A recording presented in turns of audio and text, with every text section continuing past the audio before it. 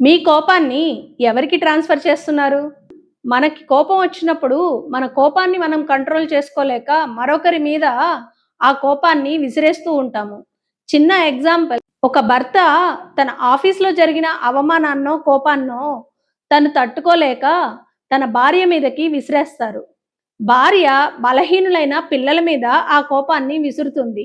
పిల్లలు భయంతో వారి బొమ్మలని విసిరికొడతారు. ఇలా ఇదొక చైన్ సిస్టమ్ లాగా నడుస్తూ ఉంటుంది. మహిళల్లారా, ఒక్కసారి ఆలోచించండి.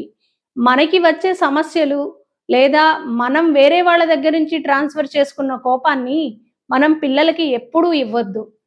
ఇది ఒక విష వలయం లాంటిది. దీని వలన మన పిల్లల భవిష్యత్తు కూడా ఇబ్బందికరమైన పరిస్థితుల్లో ఉంటుంది. మనము ఇక నుంచి మన కోపాన్ని మనమే కంట్రోల్ చేసుకోగలిగేలాగా ప్రయత్నం చేద్దాం.